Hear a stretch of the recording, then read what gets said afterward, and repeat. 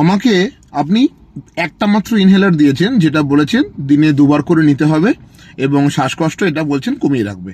যদি কোনো দিন কখনো আমার হঠাৎ করে এই দুটো ইনহেলার নেওয়ার মাঝখানের সময়ে কখনো শ্বাসকষ্ট হয়, তাহলে আমি কি করব?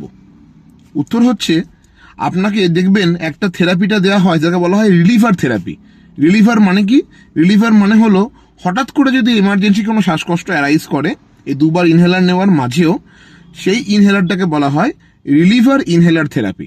ম্যাক্সিমাম টাইম, উদাহরণ দিচ্ছি, আমরা ফরমোটেরল বুটাসোনাইট এই ইনহেলারটা ইউজ করি এবং রিলিভার হিসাবে লিভোস্যালবুটামল বা স্যালবুটামল এতদিন ইউজ করে থাকতাম এবং এতে কিন্তু ভালোই কাজ হতো।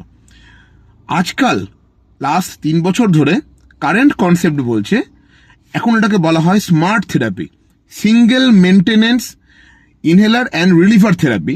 এখানে কি হচ্ছে এক্স্যাক্টলি, যে ইনহেলারটা আপনাকে দেওয়া হয়েছে ফর মেনটেনেন্স, মানে ধরুন দিনে 2বার নেওয়ার জন্য, যাতে আপনার লাংসের যে কন্ডিশনটা আছে ওটাকে মেনটেন করা যায়, ঠিক সেই ইনহেলারটাই আপনাকে দেওয়া হচ্ছে as reliever therapy for sudden emergencies.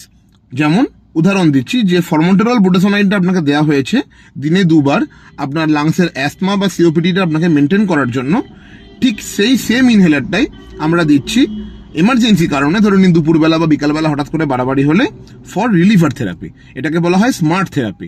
Exactly এই ট্রিটমেন্টটা করলে কিন্তু আপনার পেশেন্টের দেখা যায় যে কন্ডিশনটা ভালো থাকে লাংসটা, এবং 2 নম্বর পয়েন্ট হচ্ছে পেশেন্টের এই দুটো ইনহেলার ক্যারি করার এই টেনশন থাকে না। আর একটা সিঙ্গেল ইনহেলার, ওটাই মেনটেনেন্স, ওটাই রিলিভার।